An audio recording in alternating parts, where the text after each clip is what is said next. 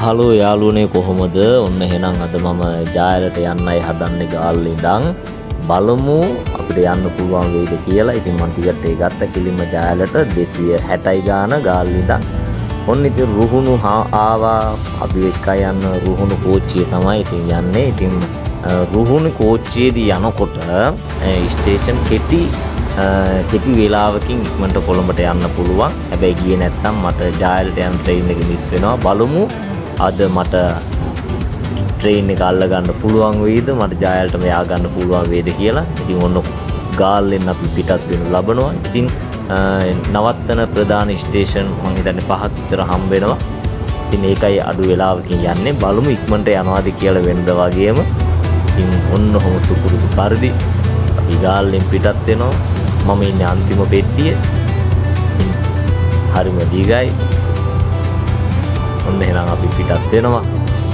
මම යන ගමන් හම්බෙන කාරණාවල් ගැන මම ඔයාලට පැහැදිලි කිරීමක් කියන්නම්. ඔන්න එහෙනම් ටටා බයි ගාල්ල. දුම්රිය නැවතුම් පොළට අපි සමු දීලා කොටුව බලා යනවා. ඉතින් ඔය සොම්බි පෙට්ටි ටික තියෙන්නේ ගාල්ල ස්ටේෂන් එකේ ඉන්නේ. හරි. ඔය තියෙන්නේ මාතරට දකුණට යන දුම්රිය ගමන් මාර්ගය. අපි යන්නේ අද කොළඹට.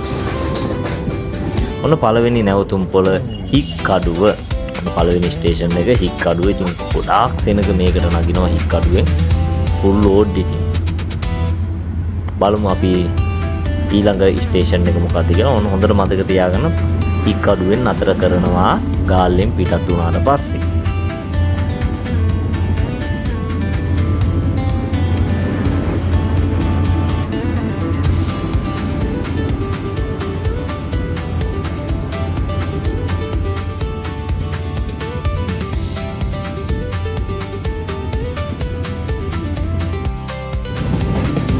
ඔබ ඔය දකින්නේ හික්කඩුව පහු වෙනකොට තියෙන පුංචි පාලමක් මුදත් එක්ක සම්බන්ධ වෙන ඔයකට. ලස්සනයිනේ.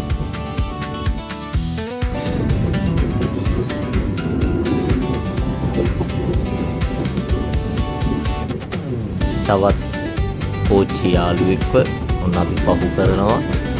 ඔහු ගාල්ල පැත්තට යන විට අපි කොළඹ පැත්තට යනවා.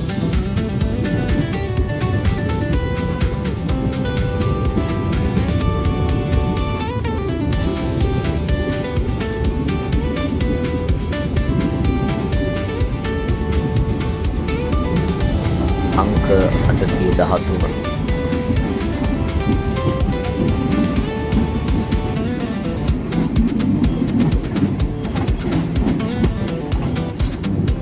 මම යන දුම්රිය නගරාන්තර ශීඝ්‍රගාමී දුම්රියක්.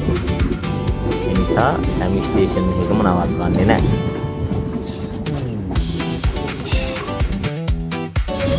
ඔන්න ඊළඟ ස්ටේෂන් එක අම්බලන්ගොඩ. හොඳට මතක තියාගන්න. හික්කඩුවට පස්සේ ආය නතර කරන්නේ අම්බලන්ගොඩි. දැන් අම්බලන්ගොඩටත් සමු දෙනවා.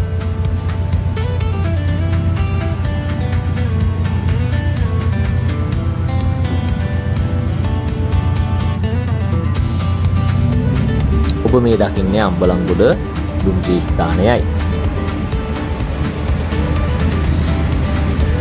හැම ස්ටේෂනකින් ඒ නතර කරන හැම නැවතුම් වලකින්ම බොහෝ සෙනඟ මේ දුම්රියට ගොඩ වෙනවා. මොකද වනින්ම කොළඹට යන්න ඕන නිසා.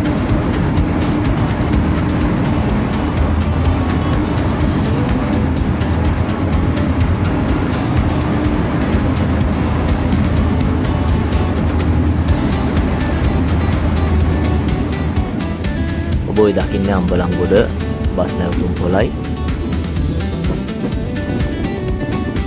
ඊළඟ ස්ටේෂන් එක වෙන්නේ කොස්ගොඩ.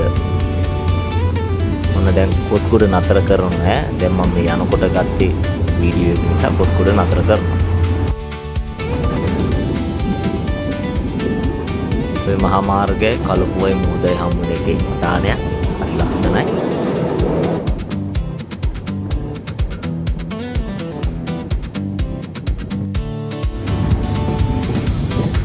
මේක ඉතින් මාස ගණනාවක් තිස්සේ ඉඳන් හදනවා. ඒක ඉතින් හදලා ඉවරෙකුත් නැහැ. හැම පාලමක් උඩින්ම යන්න තියෙන්නේ පැයට කිලෝමීටර් 20කට අඩු වේගයකින් මේකත් හදනවා හැමදේම හදනවාම තමයි.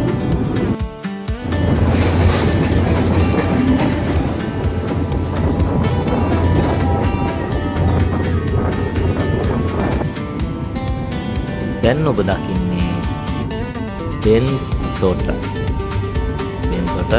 බෙන්තර පාලම. ඉතින් ඔන්න අපි බෙන්තර පාලමෙන් යනවා. දකුණු සීමා මායිම ඔන්න අපි පසු කරමින් බස්නාහිර සීමාවට ඇතුල් වෙනවා.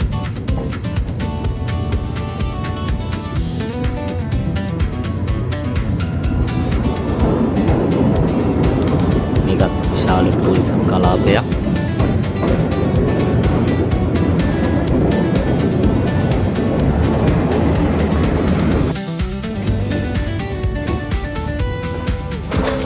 ඔන්න ඊළඟ ස්ටේෂන් එක ආවා අලුත්ගම. අපි ඊළඟ ස්ටේෂන් එකට ආවා අලුත්ගම. ඉතින් ඔබ දැන් ඔය දකින්නේ අලුත්ගම දුම්රිය ස්ථානයයි.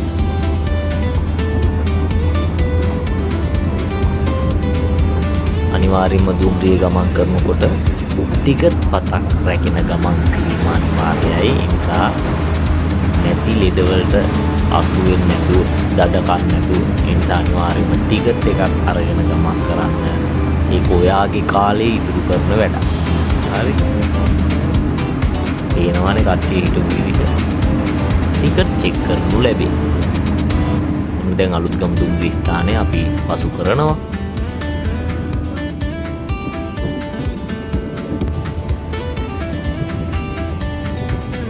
ඔන්න අපි මුහුද ළඟින් යන වෙලාවක්. හරිම ලස්සනයි. හවසට නම් ඔය මුහුද පැත්ත බලන් ඉන්න බෑ, මොකද අවුව වැඩිනේ. ඒ නිසා අනිවාර්යයෙන්ම උදේට තමයි මුහුද පැත්තට වෙන්නේ වාඩි වෙන්න.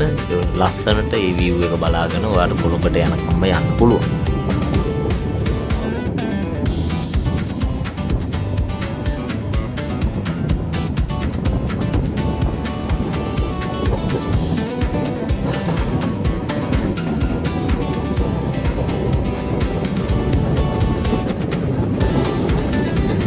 කෝච්චිය දිග.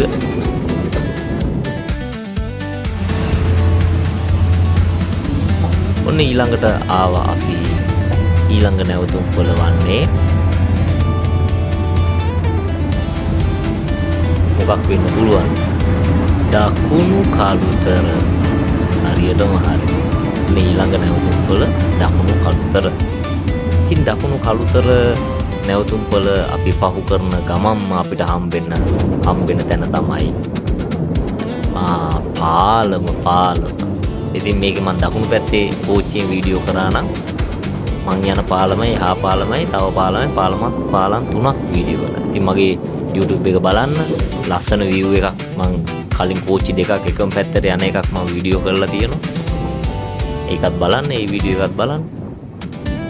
ඉතින් ඔන්න අපි කළුතර ගඟෙන් එහා පැත්තට මාරු වෙනවා. හරි විශාල පාලමක්.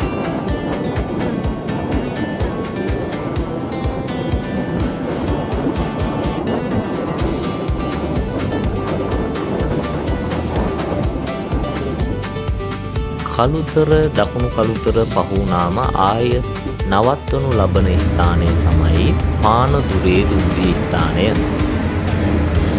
ඔන්න අපි නැවත පානදුරේ දුම්රිය ස්ථානය පසු කරනු ලබනවා.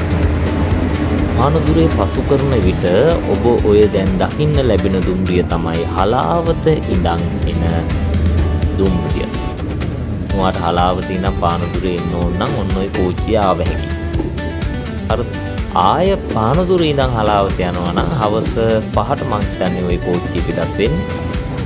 ඉතින් පානදුරේ හලාවත යනකම් හවස 5ට ඕකට නැගලා එකම ට්‍රේන් එකේ ඔයාට හලාවතට යනකම් යන්න පුළුවන්.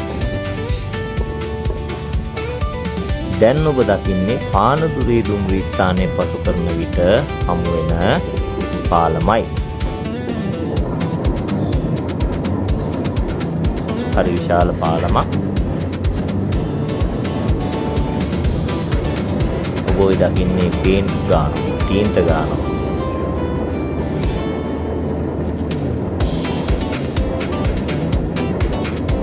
කාලමකින් මාරු වෙන විට නිතරම කල්පනාවෙන් ඉන්න දුම්රියක් පැමිණෙනවාද කියලා. හරි.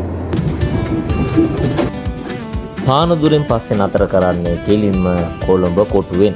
ඊළඟ නැවතුම මරදාන.